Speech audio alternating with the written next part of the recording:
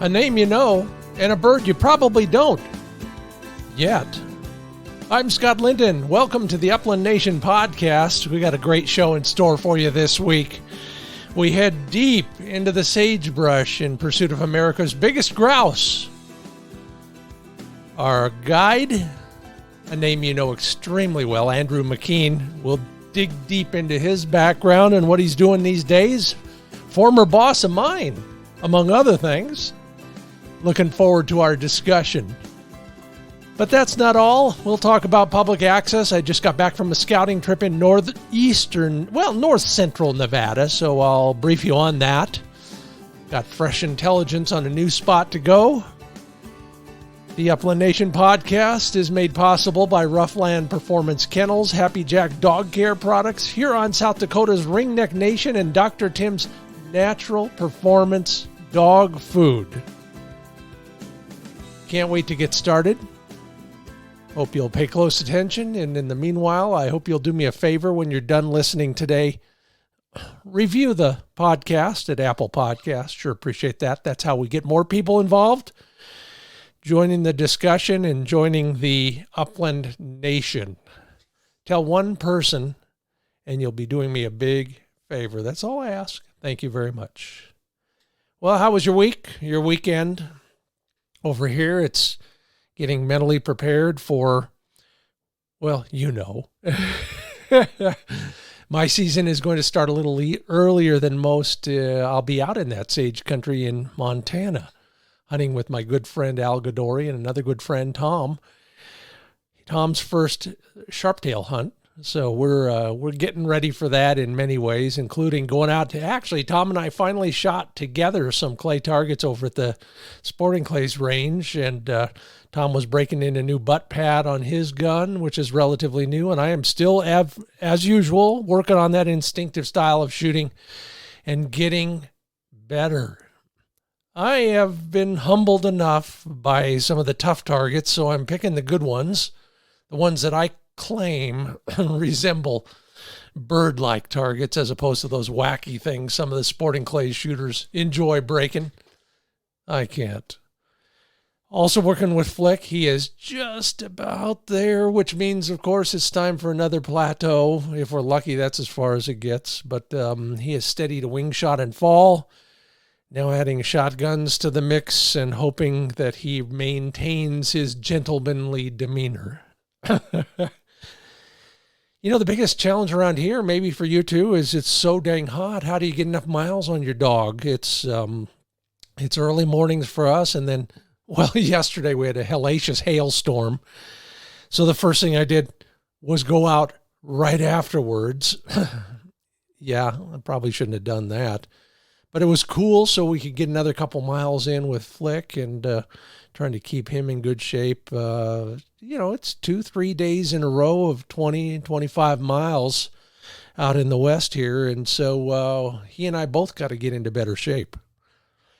Hope it's going well for you too. Looks like everybody's working on many of the same things. The dog training thing is real big on Facebook right now. So, just good luck on all of that. And hopefully your dogs are progressing apace.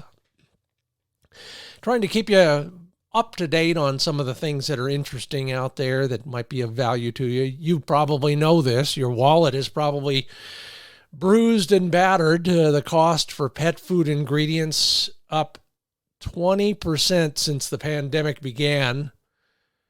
That's 4 times as much of an increase as consumer prices. Well, that's for all the usual reasons. The price of the basics, the ingredients, whether it's corn, soy, and meat, plus transportation and labor, they're all affecting everything, including dog food prices. Now, here's an insight for you, though. So if you're not buying locally yet or from another source, Amazon is basically telling those of us who need the more specialized dog foods, you're not important to us anymore. We're just stocking and grabbing as much of that really big mass market corporate stuff as we can. We don't really care about all the niche products and you guys who need performance food, for example. So Now you know. Jeff Bezos may be flying around in space, but he couldn't give a rip about hunting dog owners. Speaking of hunting dogs, over 12.5 million U.S. households bought a new pet from March to December 2020. Wow. There's some pressure. You talk about supply and demand. There's another reason. Prices are going up for everything, and including puppies. Man, we were looking at some corgi puppies. My wife's a corgi person. I just don't get it sometimes. It's disappointing. But as an independent business person myself, I understand some of that. Maybe you do too. Maybe you're in that world. If you're an entrepreneur, you know that you got to make hay while the sun shines. But there's a fine line in there. I hope I never cross it. Hey, the Upland Nation podcast is brought to you in part by Sage and Breaker Gun Care products crafted at the highest caliber. Sageandbreaker.com. Take a look at their brand new gun case. It's another heirloom product. You'll be handing it down for generations. It's made of the best materials, from waxed canvas to crazy horse leather. Everything that you would need in a gun case is in the gun case from Sage and Breaker. Fred Bohm has done an incredible job on the design and the materials. Take a look at sageandbreaker.com. And where are you going to take that gun case? Well, I suggest you take it to Huron, South Dakota, the Ringneck Nation. They earned that moniker. They didn't just make it up. HuntHuronSD.com is where you learn more about all the public access, more pheasants than people, and some prizes. Sign up for their hunting information packet at HuntHuronSD.com, and you're entered to win one of 3 hotel restaurant prize packages. I've been to all of those hotels, and I've been to all of those restaurants, and I can't wait to be back. HuntHuronSD.com. Been looking forward to this discussion for quite a while. Glad I finally chased him down. You've seen his byline in a whole bunch of magazines. That's the premise for the call, at least today. We're going to talk about sage-grouse, of course. He lives there. I get to go visit once in a while. Andrew McKean joins me from somewhere in Montana. Andrew, how are you doing these days? I'm really good. It's nice to be on and nice to talk to you. It's been a while. I know. In fact, even when we were working more closely together, it was almost always email, and I was usually far away from you or vice versa.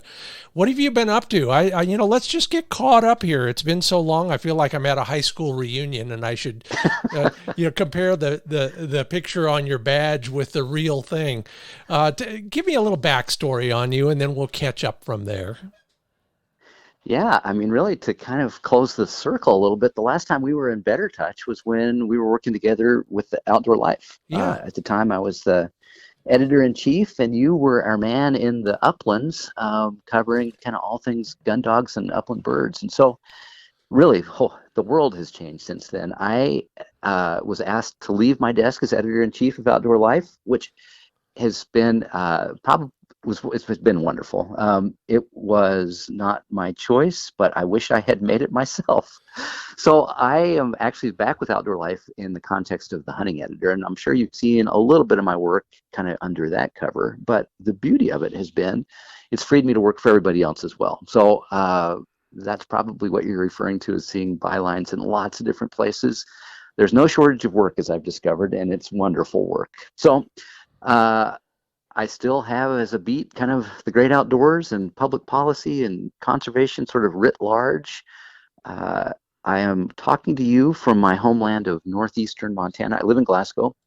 Those listeners who know the state know that it's on US Highway 2, the old High Line. And yeah, I'm in the middle of prairie grouse country. So I know we've got a lot more to talk about, but that kind of brings you up. Yeah. Some folks might remember you from even before the Outdoor Life world, but I still have fond memories of working with you. You were a good editor to work with because you gave good direction, and I appreciate that. And I'm glad to hear you back doing some things with them. You're one in a long, distinguished line of people who have left that magazine and then come back in one way, shape, or form. And that's good for you. And I'm glad you're freed up to do other things as well, because a lot of folks who don't follow that book or what's left of that book, I don't mean that in that way. I mean, now it's digital. Now they can see your work elsewhere as well. So, Yeah. so that's the premise for our discussion. I saw your byline and story about sage-grouse, and I think maybe we'll start with that because it's near and dear to my heart. My first sage-grouse were shot in central Montana, and while I won't be there for sage-grouse this year, I will be there for sharp-tails, and maybe we'll talk a little bit about them down the road as well. So give us a overview of the whole sage-grouse hunting thing, and what prompted you to write that story in particular. Oh, I'd love to. Yeah, and actually, there's a bit of an update to it, and I think maybe that's the best place to start before I kind of get into the more general principles of sage-grouse and kind of my love affair with them. But Yeah. the big story is the drought you're reading about is real. This is one of the great sort of bench clearing events of my lifetime, is seeing the drought that has descended on eastern Montana to a degree that old time ranchers are saying they've never seen anything like it in their lifetimes. We are at that place where you hear about kind of that fictional impact of drought where grasshoppers are eating all the wooden fence posts. There's just nothing left of a lot of the range. And the reason I lead with that is if you are planning to come sage-grouse hunting in eastern Montana this year, I would take a serious look at not coming and postponing that trip. I actually just talked this morning with some of my friends at Fish, Wildlife, and Parks. Part of my decorated and long career was I worked for the department for some years. It's actually what brought me to Glasgow 25 years ago or so. But talking to them about what I'm hearing from my ranching neighbors about what happens with this season, there's a lot of landowners are saying there's no way I'm opening my land.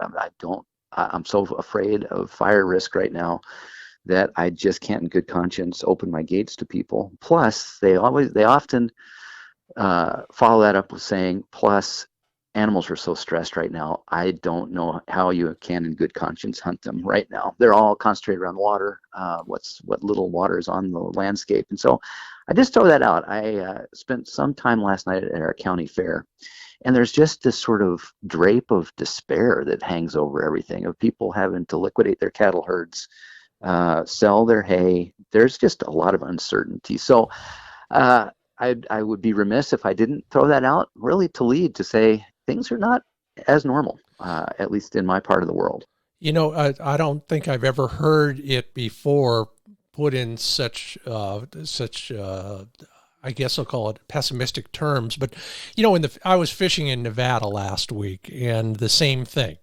Number one, we're seeing all the cattle industry going through the same things you described.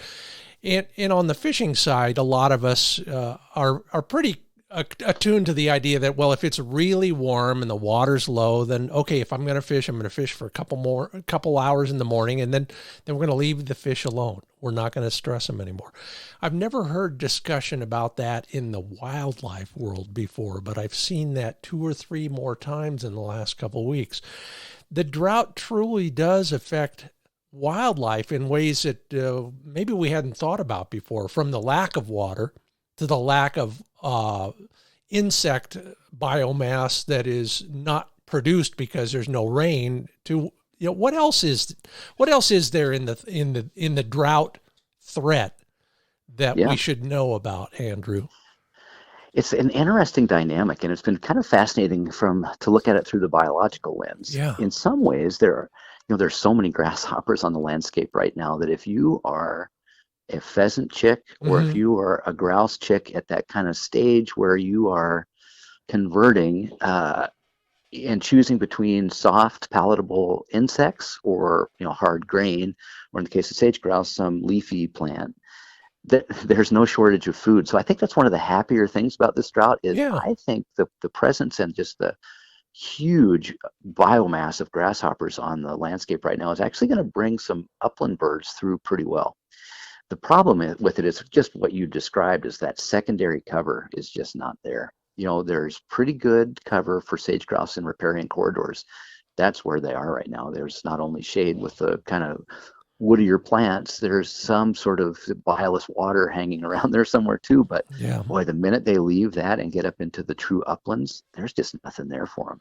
Well, and I wonder if that also, of course, makes them more vulnerable to predators, especially avian predators. I was just thinking, as you mentioned, shade for the first time.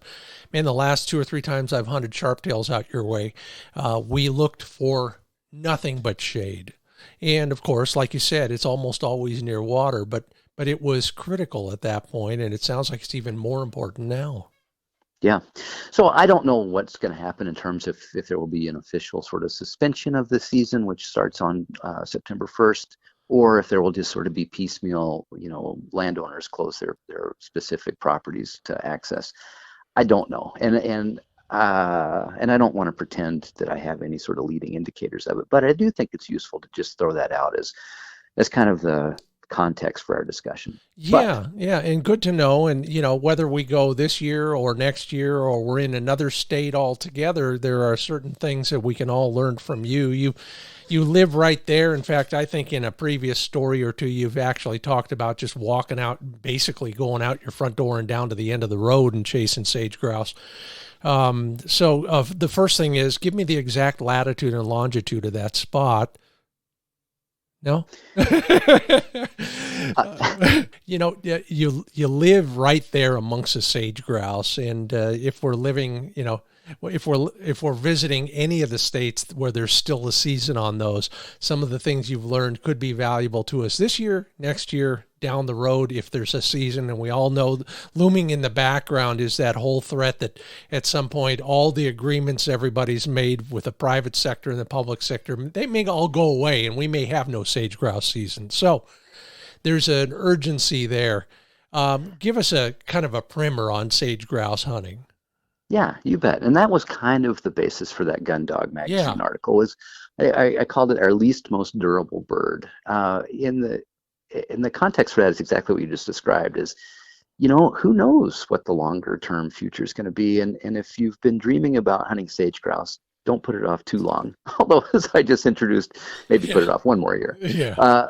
But the idea for sage-grouse is it's a love song to the places they live, and it's what brought me here as a young man and what has kept me here as an older man, and that is this unbelievable landscape of our sagebrush steppe that is punctuated by sage-grouse so beautifully. They're just so compatible, and obviously, they're obligatory to each other. One follows the other. But I'll describe a little bit about kind of what's outside my door, and then what I look for as a sage-grouse hunter. And the first thing is really, to me, they're the ultimate public land upland bird. They just don't tolerate disturbed landscapes. And disturbed landscapes, can kind of be synonymous with farmland.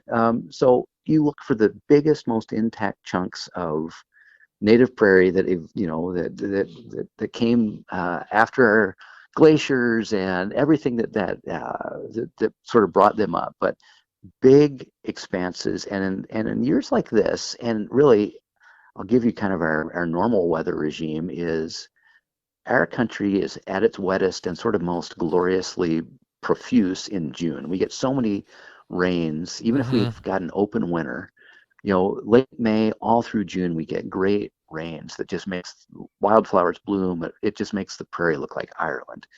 That starts curing down by middle of July. And so this time of year, Scott and we're talking in early August now. In a normal year, we're starting to get pretty cured down. Browns, and if you stand on a high point in that open sagebrush sea and just look around, you'll see, just with color palettes, you can kind of figure out where the moisture is. And in almost all cases, those little nameless prairie streams, those little depressions that maybe you just hold a little bit more moisture than the uplands, the soil's a little tighter. That is really what you want to look for when you're starting to look at sage-grouse country.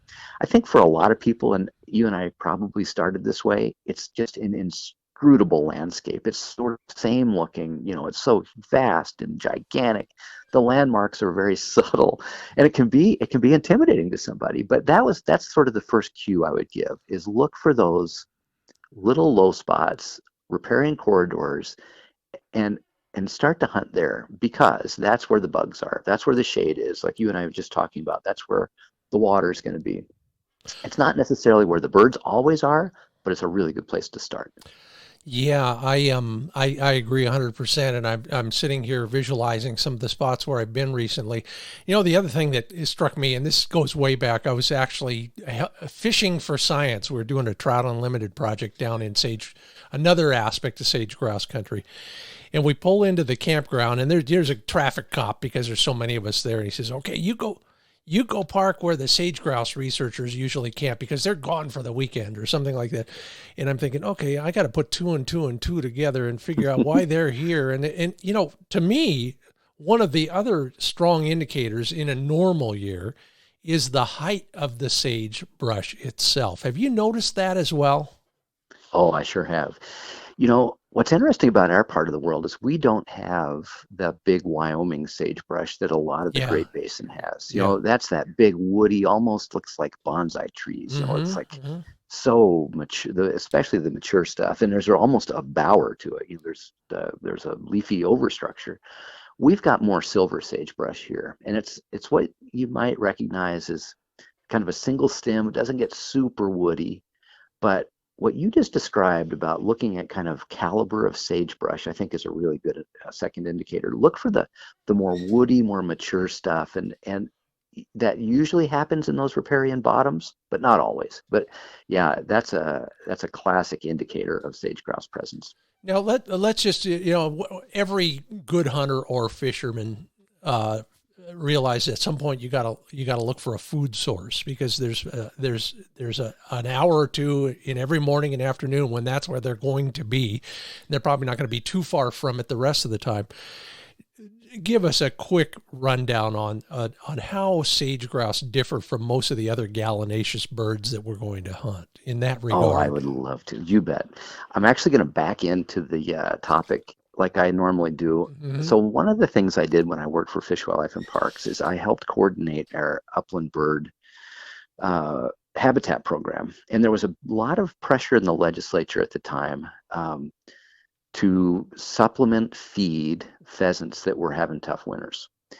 And, it kind of goes against a lot of what we learned as biologists about it's the habitat that's important, not the supplemental sort of human introduced things. But it was more palatable to feed pheasants that were having a tough winter than it was to release pin-raised birds. So at least we kind of swallowed hard and said, we'll do it. Well, interestingly, a lot of the birds that were fed through a state-sponsored program died. The reason is there was no grit in the feed. Oh. And of course, those pheasants needed that grit in their gizzards to digest the grain that was being thrown out to them. But the snow was so deep, they couldn't dig down to any sort of gravel or grit. So here's why I promised you it was going to be a rabbit hole, Scott. So, the reason that those of us who are so enamored with pheasants, we kind of pay attention to where they might be picking gravel on roads morning and night. They need that grit. Well, sage-grouse don't have gizzards. And so they're not reliant on having grit to digest their food, but they also can't digest seeds and hard, nutty foods because they just have no ability to digest it. So they're totally dependent on soft mass, whether that's bugs in the springtime and summertime, or whether it's sagebrush in the wintertime. In most of the places they live, that only available food is sagebrush. And the cool thing about it is it's got some sort of natural antifreeze. It doesn't freeze rigid. You always find, even in the coldest winters, if you look at sagebrush, it'll be rubbery, and somehow, keeps some sort of green or chlorophyll in it. And it doesn't shed all its leaves at once either. Yeah, that's right. That's exactly right. So it's sticking up above the snow and it's available. So when we talk about sage-grouse being obligate species to sagebrush, that's really a lot of what we're talking about. Is the dietary needs are fundamental. Have you ever opened a crop and found something surprising in there? I have. It's funny. Like a lot of times I'll find, obviously bugs. We'll talk a little bit more about the seasonality of sage-grouse hunting in just a second, but I found rose hips in there. Yeah. They're very keyed in on rose hips. Interesting, and who knows why? I'm going to guess because they taste good, They and do. and they've got obviously vitamin C, if nothing else, and there may be other nutrients in there that we don't know about. But fascinating. I've done the same with quail, valley quail, for example, and they love those as well. I don't know how they swallow the dang things, but they do. I don't either. Some of them are pretty big. I mean, big around as your thumb. Yeah. But you know, if you ever like, I love picking rose hips when I'm out mule deer hunting or antelope hunting or sage-grouse hunting, and you can kind of feel the more ripe ones almost have that pouchiness of a really super ripe tomato, and those Mm, have the sweetest flavor. But you know, one of the things when you eat one of those, your mouth and teeth pick away the fruit, and then you're left with those seeds. But if you've ever noticed, those seeds are really easy to bite and then get the nutrients inside that rosehip seed. So I'm wondering, and this is speculation, maybe they break down a lot easier in a yeah. sage grouse and that they're digestible that way. Yeah, I don't doubt that at all. Yeah, that's fascinating, and yeah, I will. I've on the few sage grouse hunts I've done, I've never found rose hips. I found them on the same country during sharptail hunts, but never that. How about any of those other berries out there, the buffalo berry, the service berry, snowberry, things like that? Are they eating any of that as well? Not nearly as much as you'll find the sharptail in Yeah, those. I yeah. really have never seen sage grouse really keyed in on those other berries. Mm, good to know. All right, so we now know that the reason they are called sage grouse is they are sage, because you are what you eat. Which begs the question. Let's just get it over with once and for all. I've never noticed that they taste like sage, which presumes that, of course, we know what sage tastes like. But Well, it's you know, it's interesting different, that, that's for sure.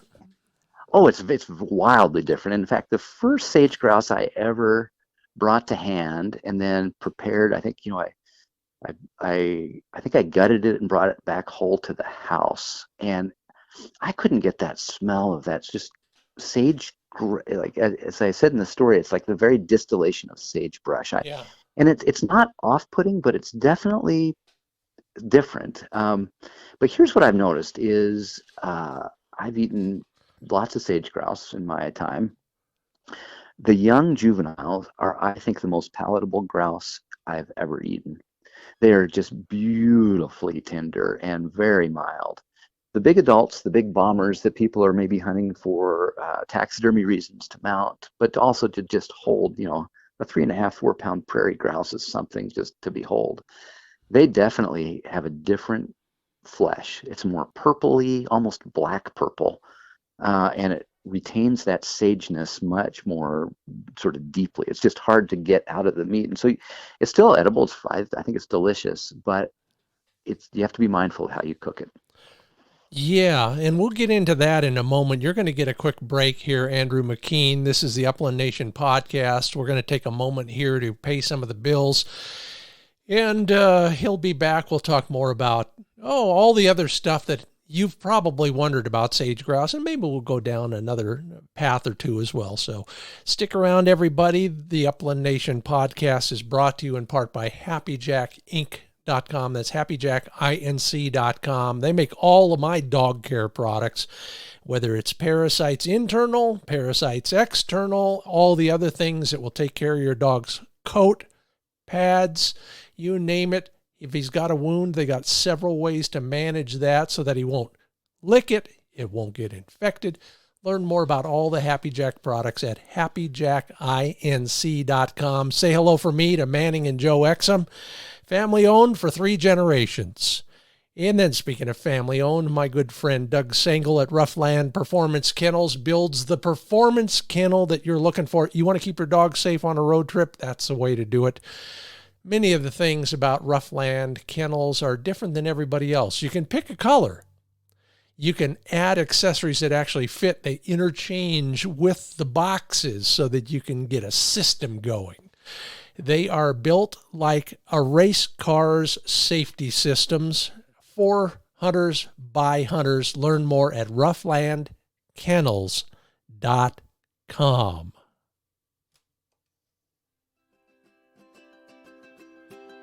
And that's your cue, Andrew McKean.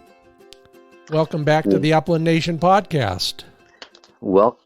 Nice to be back. I feel like I'm welcoming. It's a welcoming world. So thanks. Yeah, it is. I wish I was getting as far as Glasgow. I'd love to see you. But come on down to Lewistown. I'll buy you a drink at the new brewery. Woohoo! Don't make a promise you can't keep. So listen. A promise to buy a drink means I get one too. That's true. Okay, let's go backwards a step or two first. What's your dog situation like at the McKean household these days?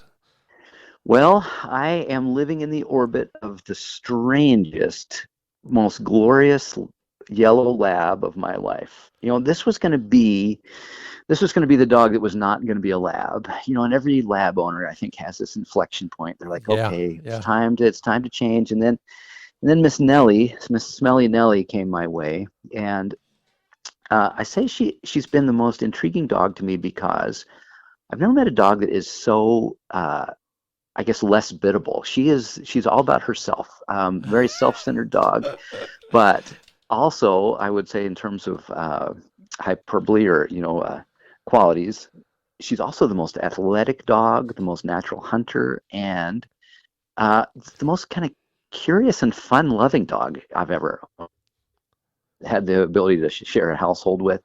She just has a great sense of humor, and so it's taken me a couple of years to sort of learn her, and as a result, I've actually never had a funner, just more glorious dog in my life. So kind of a surprise, but that's what we're doing right now. She is the best water dog I've ever had. She is the hardest hunter I've ever had, and her prey drive is off the hook. So she might be hunting for herself, but when we're together, I now after 3 seasons no longer have to say a word. She wears a e-collar, and I never have to even turn it on. She's always checking back with me. Anyway, we're actually going to go chukar hunting kind of in your country. We're going to go to Hell's Canyon in late vertical habitats. Pick it up from there. You said we're going to go hunting in Hell's Canyon. Then I lost you for a change. Oh dang. Yeah. I will. In later October, we're actually coming your way. We're going to go to Hell's Canyon and hunt chukars along the Snake River. And we're going to see how my lab handles vertical bird habitat. Well, that'll be fascinating for a bunch of reasons. Number one, though you've seen this world before, probably not right in your your wheelhouse in terms of the species you're hunting. But I want to jump back to the dog again because I'm at the same point. I got a dog. I think it's the dog of a life for me, and he's got some of the same characteristics. But what I'm fascinated by is what you said about her athleticism. And you're a coach, you're a competitor, you've been there and done that in the athletic world. So, tell me how you notice that. What are you seeing about your dog that tells you that?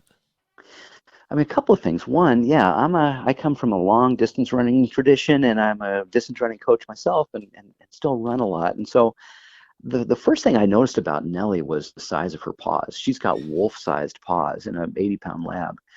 She's rangy, she's big, but when she opens up and just purely runs, which is when I'm hunting over it, it's not necessarily what I want to see. But off season, when she's doing work, I've just never seen a dog that has honest to goodness lats. She's got this muscle group that comes. It really does. It's unbelievable to see. It's just beautiful. But when she opens up, we actually did a little bit of speed work on a 4-wheeler or a side-by-side, and she can sustain 37 miles an hour for about a quarter mile. It's jaw-dropping. That is incredible. Yeah. I brag about my dog in a flat-out run. He's doing 25.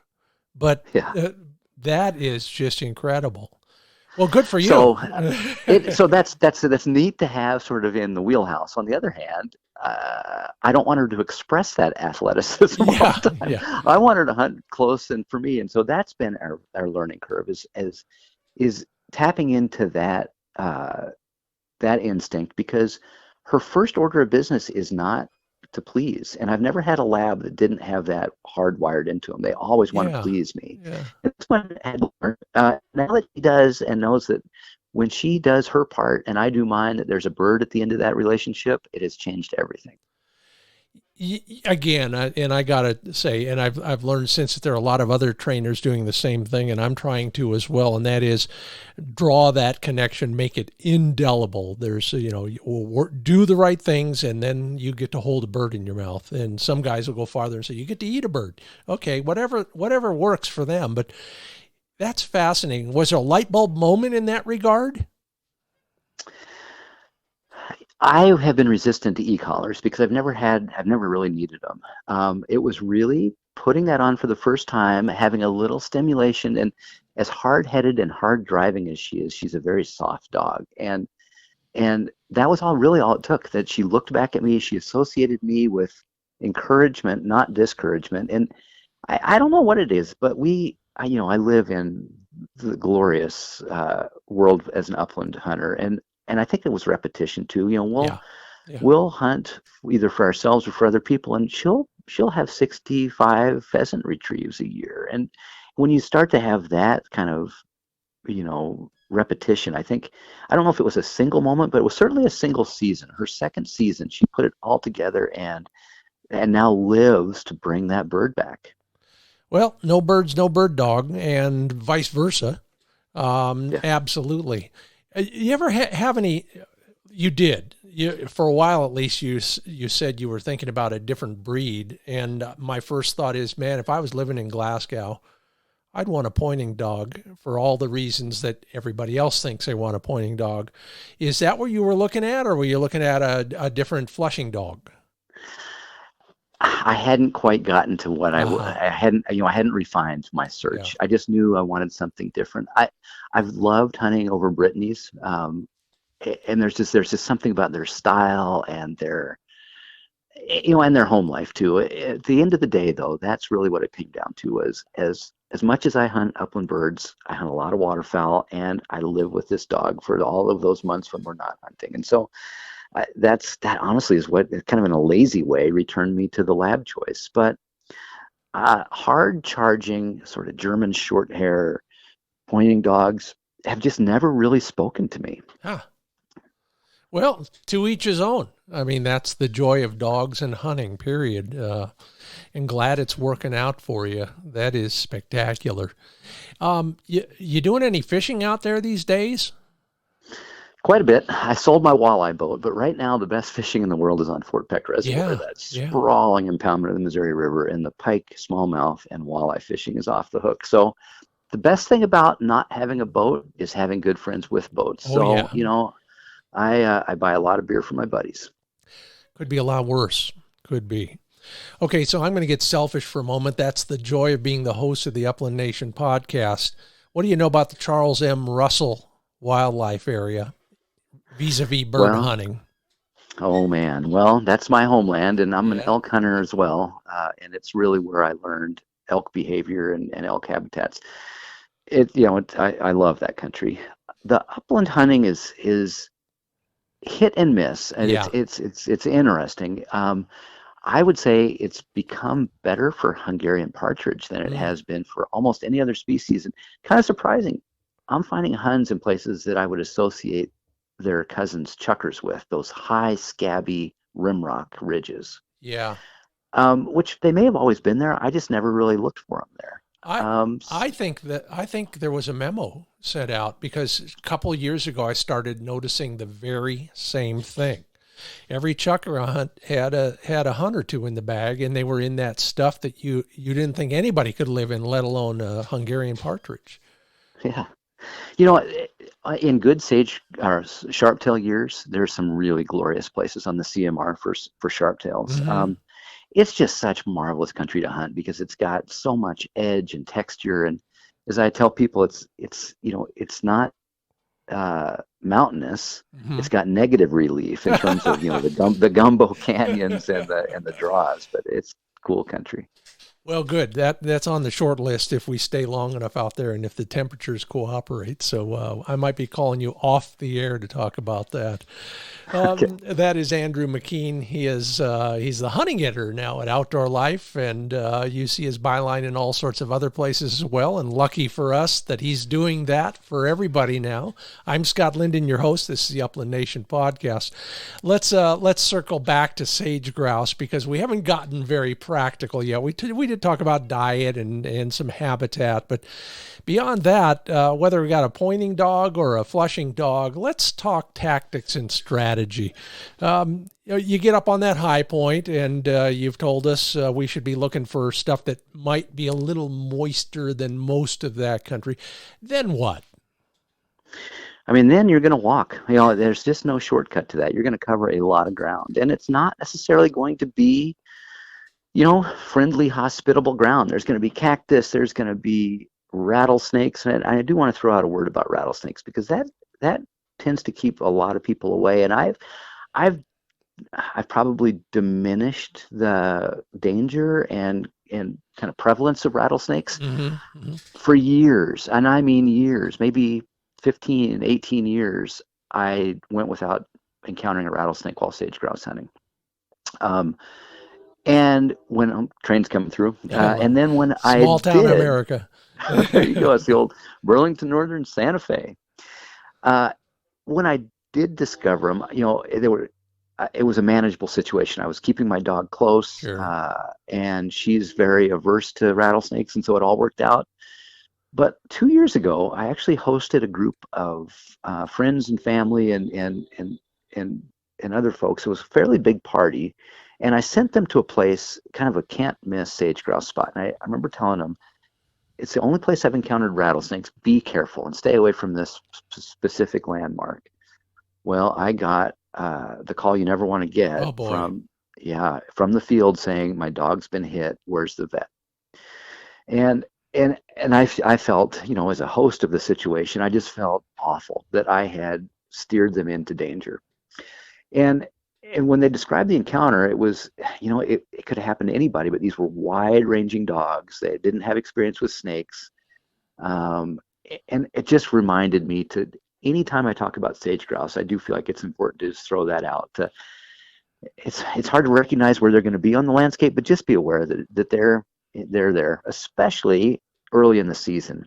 I kind of talked about this a little bit earlier, but our sage-grouse season, we've got the most liberal in the country. It's the entire month of September, but the season does change a bit within that month. That early season is typically so hot. You've got mosquitoes everywhere. You haven't had a frost yet. Maybe some cooler nights, but not real cold nights. You're more likely to encounter snakes, obviously, in that time. Later in the month of September, after we've got some cool nights, the bug activity is certainly less, but also you're more likely to see those rattlesnakes in those warming areas where they come out to bask in the sun. You can more effectively stay away from those areas. So just think about that. I think when you're thinking about timing a trip, if you haven't conditioned your dog to snakes and you're worried about them, maybe come later in the month. I've never had that call, but I actually got an email about something along those lines recently and thought the same thing. First off, people ought to remember before they go somewhere, they ought to find out where all the veterinarians are and which ones are willing to work at night. The second off, the other thing I would add to that is, unbelievably, there are more porcupines in that kind of country than one might think. There may not be a real tree for 10 miles in any direction, but God damn it, there's a porcupine somewhere in that ravine, isn't there? I'm glad you brought that up. They're a real danger, and they're in places you could never predict. They tend to be on those riparian corridors, and they tend to be in places where you've got beaver dams, and maybe that's the association. Oh. I'm not going to draw that as a complete relationship, but just be aware that there are a lot of porcupines. So if you've got a dog that's not getting called off of something, make that as your first guess. There's probably a porcupine in there. But you asked a little bit about kind of that other tactical thing. So I kind of left off saying you're going to put some time in your boots. One of the things I notice is is looking for scat, and that is often a leading indicator of bird presence. And scat is pretty identifiable once you know what you're looking at. Often it looks like a cashew nut, a curly Q of poop. Mm-hmm. But there's also, I know you've seen this, that black tar of sage-grouse crap that is just unlike any other substance known to man. It's like black tar heroin that you'll just see splattered across the prairie. Oh, that I'm familiar with that. Yeah. So yeah, so that was a little joke, everybody. I don't shoot up anymore, so don't worry. Well, I pictured him tapping his arm just as it happened. I don't know why. That's one of the rabbit holes we will not go down. But yeah, I got to tell you a funny story. So I live in sage-grouse country too. We don't have near as many as you do, but within 10 miles of my house, I can show you a covey. And the first time I was out there, I was running one of my dogs, and I'm looking down at the ground. I'm seeing those cashews. I'm thinking, what the heck is? Hey, wait a minute!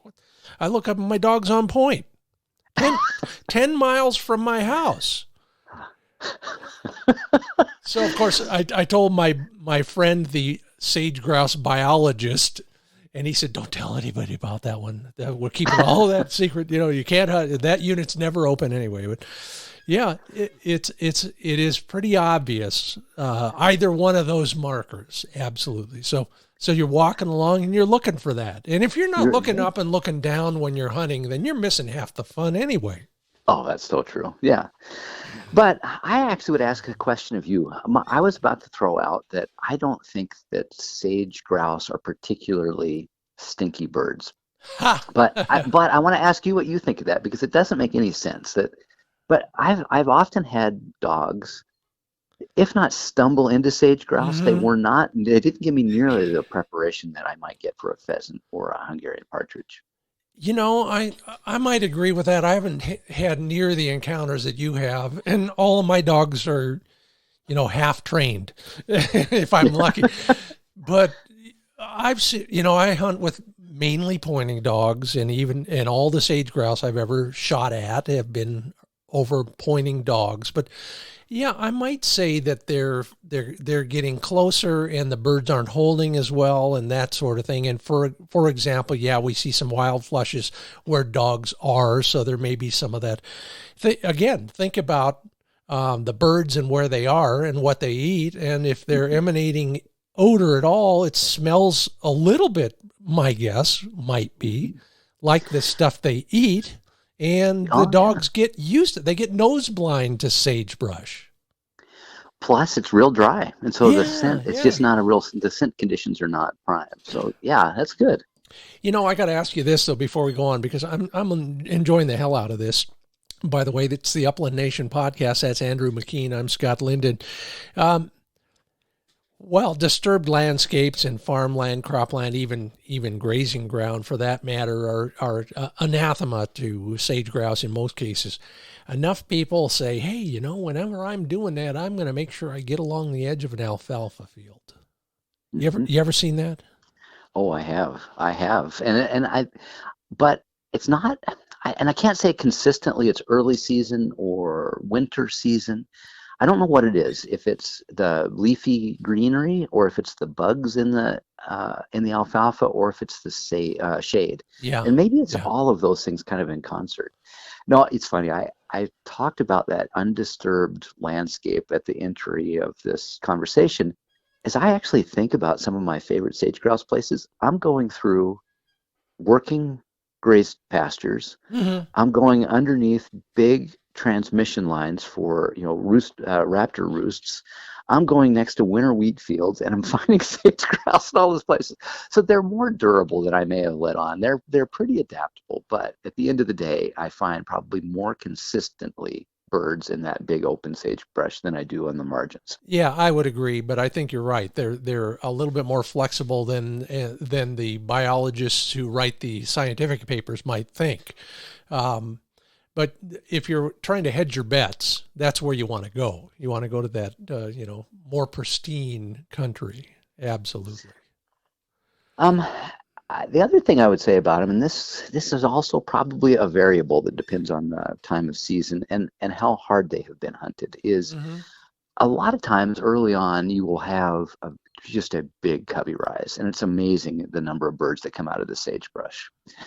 Uh, Almost always, however, especially early on, there will be two or three that stand their grounds and are late flushers. And so even if you just get spastically out of, discombobulated and delaminated in that initial flush, which you should. That's one of the great delights of sage-grouse, is that just levitating rise. And it just, you can't help but just to be caught off guard.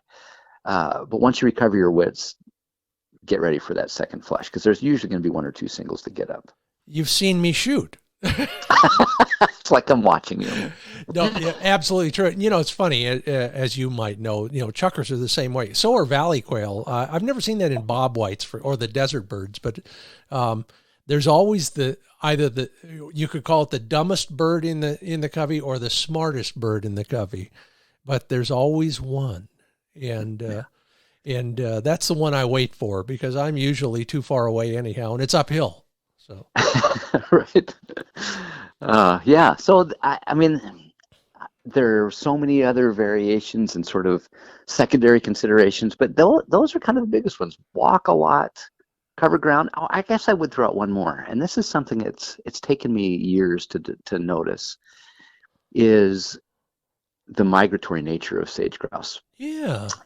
When I worked for the department here, there was an interesting study that looked at what we called the transborder population of sage-grouse. So this is the group of birds that occupies southern Saskatchewan and then comes and winters in the very first few miles, northernmost miles of Montana.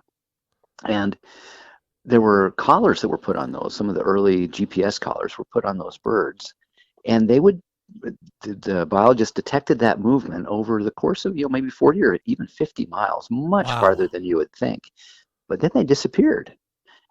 Some of those collars were found in the area you were just talking about, that area near the Charles M. Russell Wildlife Refuge, which is in the southern end of my county, 100 air miles from where they had spent other parts of the season. So I just throw that out as a hunting tactic. If you are finding old sign in a place and just not a single live bird, it very well could be that you're in the wrong season. That's remarkable. Of course, where they went is obviously not figured out yet either, but one doesn't think about sage-grouse as migratory birds, let alone that distance. For a bird like that, that's a lot of flying. That's a lot of flying. And actually, I noticed something else. I was not hunting. The sage-grouse season had been closed for months, but I had a late season elk tag, and I was down in the Missouri Breaks, pretty far south, and I saw something I was driving, and I saw something in my rear view mirror that caught my eye. As I watched, I saw what I thought were snow geese. They were high-flying birds coming my way. I stopped and looked, and it was about 0 degrees, maybe 10 below. It was a cold, cold winter day. They were sage-grouse flying at about 1,000 feet, and maybe 100 of them. And they flew over me and then settled down on a distant ridge. Now, I don't know if those were some of those birds that were coming from a long way off, or if they had just sort of moved within, from ridgetop to ridgetop, but I've never seen that behavior before, ever. No, that is remarkable, and probably a once-in-a-lifetime observation. I'm fascinated by that. Among other things, that's why we go. Sage-grouse are one of those mystical birds that everybody longs to at least pursue once in their bird hunting career. And we've, covered so much of the ground here on how to do it and why to do it. Go back and read that story by Andrew. Was that in Gundog magazine? Yep. Okay. The latest issue of Gundog. Yeah. Which reminds me, I got a story coming up in next month's issue. Great story. Great information, incredible stuff out there. If you had to boil it down, Andrew McKean, to one thing, what trips your trigger about sage-grouse hunting? Oh, one thing. As I say in the story, finding a sage-grouse, effectively hunting a sage-grouse, holding that sage-grouse in hand is to me one of the just classic, iconic American experiences. It's like holding an arrowhead in your hand. It's that sort of rare and precious. And to me, that just, it brings it all into focus, why we care about these landscapes, why we care about this activity. And I think it connects us with not only the people who came before, but these landscapes that matter. So that's what I would say. That's why I do it. Yeah, I can't agree more. That's exactly right. Andrew McKean, it's been a pleasure. It's good to get caught up again. We still got way more catching up to do. Maybe it will be at that new brewery in Lewistown. But wherever it is, thank you for being a part of the Upland Nation podcast. Here's to a great season, no matter what you're after, what I'm after, everybody else out there. Go reread Gundog Magazine and Andrew's story and learn more about these incredible birds. Andrew, thanks again for being on the podcast. Thank you for having me, Scott. This was a lot of fun.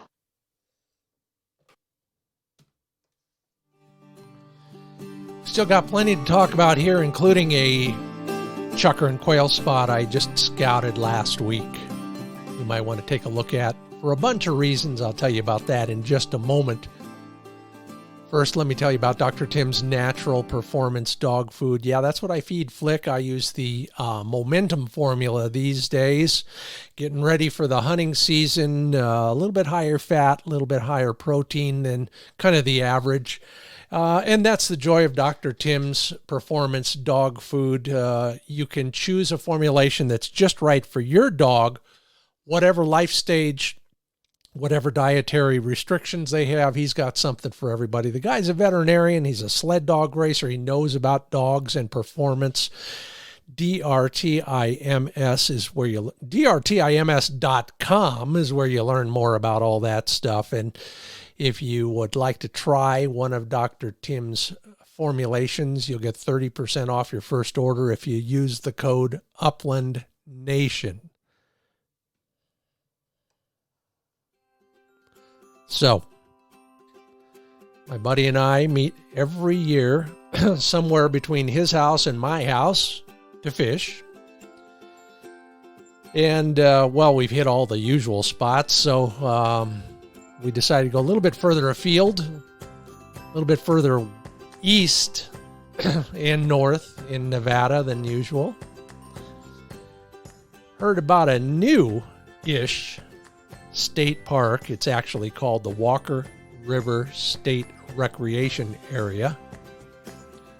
And while we only explored one portion of it, what they call the elbow section, it's got some promise to it. Now, this is, put yourself on the map. You're near Yerington, Nevada. Yeah, I know. The vast metropolis of Yerington. It's the middle of nowhere, but you can find it. We were there for the rainbows. We also saw bighorns, wild horses. We saw gray fox. We saw some mule deer. And we saw some chukars and quail. It's classic chukar country. Vast canyons full of sagebrush and lots of volcanic activity. But with that wonderful river running through it, the birds are coming down once a day for water. The quail, they're always in the lowlands. The willows are head high or taller. The chukars are always going uphill, but they are closer than many places, and it might be worth a look for you as well. The Walker River State Recreation Area in Yerington, Nevada. This land is your land. Why not take advantage of it? And that is all brought to you by FindBirdHuntingSpots.com. Yeah, that's my new authority website. New material every week to help you find places to hunt, train, and care for your dog. This week, 4 tips for a great road trip for your dog. Take a look. FindBirdHuntingSpots.com. Well, that'll put a capper on it. Thank you, Andrew McKean, for your insights. Just love talking about that part of the country, and hopefully we will get together again real soon. Thank you all, of course, for listening. Please do tell one friend, and if you got a couple minutes, leave a review at Apple Podcasts. Talking every day with you on the Wing Shooting USA and the Upland Nation Facebook pages. Sure would appreciate some more insights from you on what you're doing these days as the season approaches. So let's talk every day on Facebook. I'll leave you with this from noted author, one of my favorites, John Steinbeck. He says, I've seen a look in dogs' eyes, a quickly vanishing look of amazed contempt. And I'm convinced that dogs think humans are nuts. Well, John, like on so many other topics, you may be spot on there as well. Hey, keep training. Keep practicing. Give your dog a hug. I'm Scott Linden. This is the Upland Nation podcast. I'll see you in the field real soon.